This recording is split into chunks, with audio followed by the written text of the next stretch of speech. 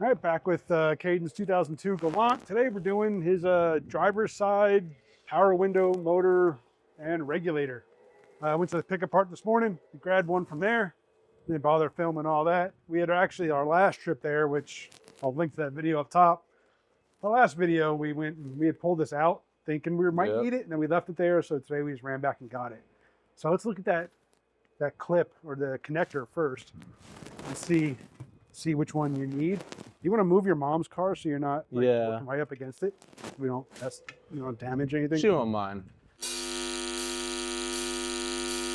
All right, while he looks for his mom's keys to move her car, we're also going to be wiring in taillight. He found one at the pick apart that was in better shape than his. Of course, when he was pulling his out, he got a little overzealous and just cut the wires. You take forever. Splice that in. We are also going to splice in.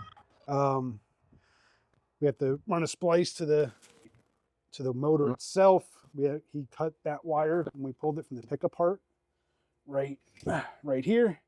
So I'm going to show him how to splice that stuff together, and then hopefully we might actually get my piece of shit, right? His downstream O2 sensor also.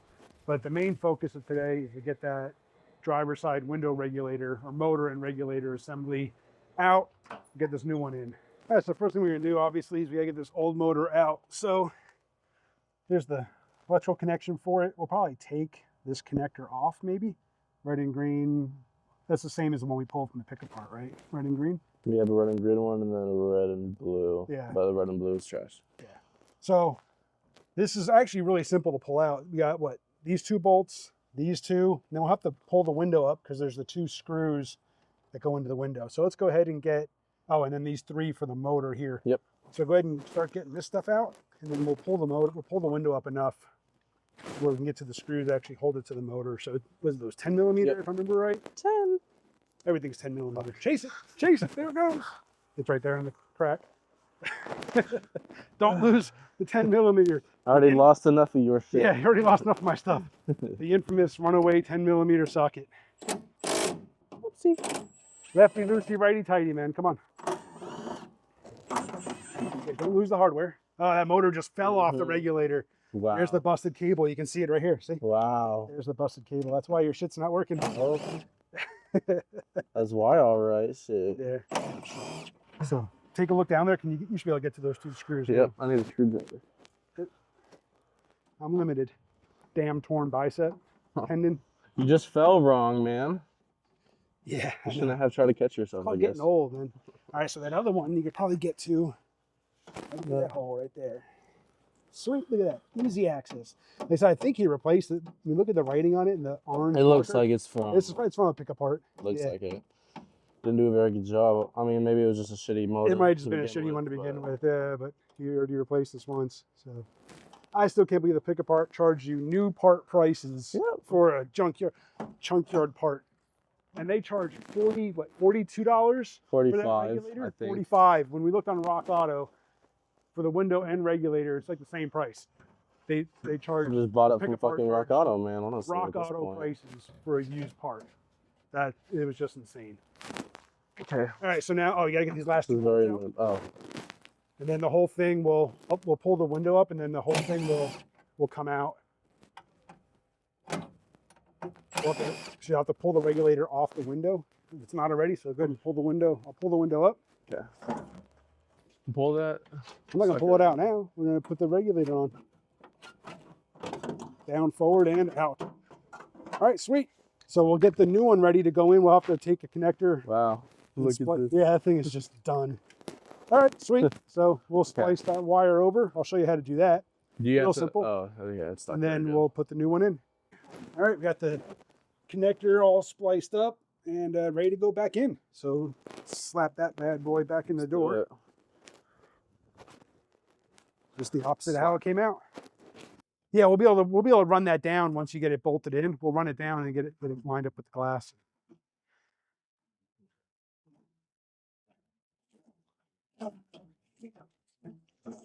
Just run it. Feed the motor in and then run it up the door. So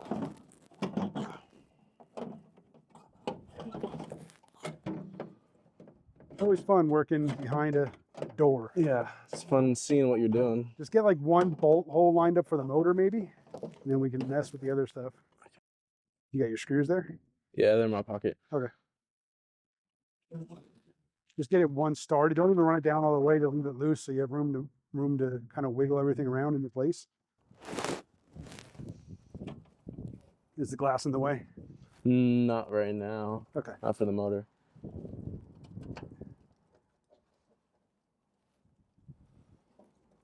I'm gonna do 2 because it's gonna flop. Rotate a little bit. Yeah, just get them started. That gives you, it'll leave it loose and leave it room to wiggle. Okay. All right. We'll pull the glass back up to where it was, out of the way completely. The top bracket. Yeah, these 2. Okay, these get 4. those started then. I'll hold the glass. But this is good, right? On the glass. So what we'll do, yeah, what we can do too is we can always run the motor down to get to where you can work on it. Unless you can get to those 2 that go to the end of the glass. Can you get to them now? So just get one of those just to hold it in place. This one, yep.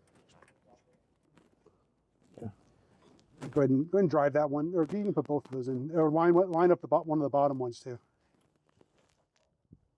And get a bolt into one of the bottom ones.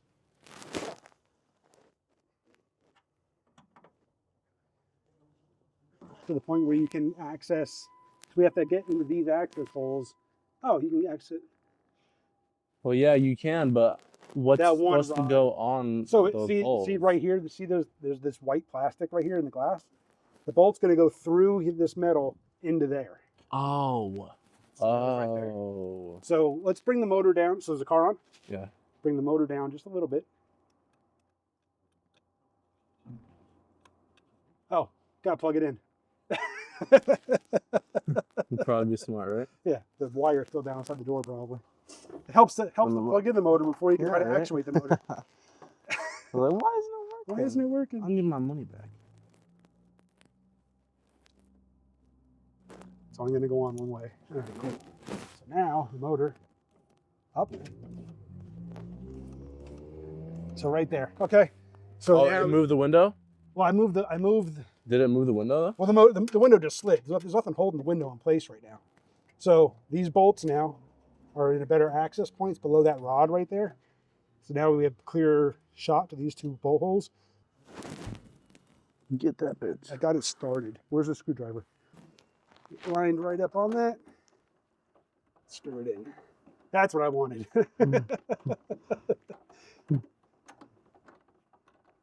All right, so we can run in all the other bolts. So you can do that. Yep. But we can at least, is the car still on? Yeah. All right, why is it not? Oh, it's probably because it's loose. There's something. Oh, it's moving. The window's moving though. Yeah, but there it's not. It only gets to there and it stops. There. There you go. Cool. All right, that one's fine. All right, that one's good. Keep going. You're not in all the way. All right, now let's try it. It's still. Well, It's the motor's moving around. So let's tighten the motor down. All right, let me go grab a screwdriver and we'll tighten that motor down. Okay. All right, so unfortunately the window regulator didn't work out. It's kind of the gamble of getting parts from the pick apart. A little crunchy. We found a frayed cable in there, so it didn't want to run up and down all the way. So unfortunately, you have to source another one. But as you can see, it's pretty easy to swap that thing in and out. He'll get that replaced as soon as he can get a new motor and regulator. Get that ordered. Now we're going to turn to tail lights. So we have the little pigtail right here. Splice it in right there, and then we'll have a whole new working taillight assembly. All right, all the splicing is done. Oh, you're gonna feed that through there. Oh, okay. I thought you were gonna plug it in before you stuck. I mean, yeah, I can. Either way, doesn't matter. Just to make sure. But all the splices are done. Now we can test it out. So, actually, is that Yeah, because that just goes like that. Right? Yep. Just sits there. And jam it into the holes and turn the car on, and let's test it out. Yeah. Good enough. Yep. Turn the car on, and then turn the car on and turn the headlights on. All right, we got that light. That's your right blinker. Yep. All right, turn that off. Step on the brakes. Brakes work, and then put your foot on the brake and put it in reverse. What? All right, they all work. Tail light fixed. Turn the car off. So we got the tail light done. Now we're working on his downstream O2 sensor. Crawled up under the car, and it's right by the tunnel down near the footwell. It goes up into the floor. Where's your new one? I want to show the new one. So here's the new one. This plug is up inside basically like the tunnel, right up next to the exhaust, and then this plugs up somewhere up inside by the driver's, probably by the gas pedal somewhere is where this plug is going to live. He's going to try to look it up in the manual. Hopefully it's in there, and then we'll be able to figure out where this thing plugs in. He'll crawl into there, unscrew this out of the exhaust pipe, and screw in the new one. All right, so we found the connector for the downstream O2 sensor. Right there. Right there. So That's what it's plugging into. That's the downstream. and then that goes down through the floor and out the bottom. So you just got to unplug that and then get underneath the car and unscrew your downstream O2 sensor.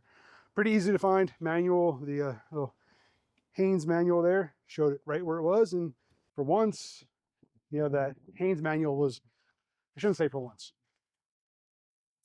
Really useful a few Previous times. owner didn't.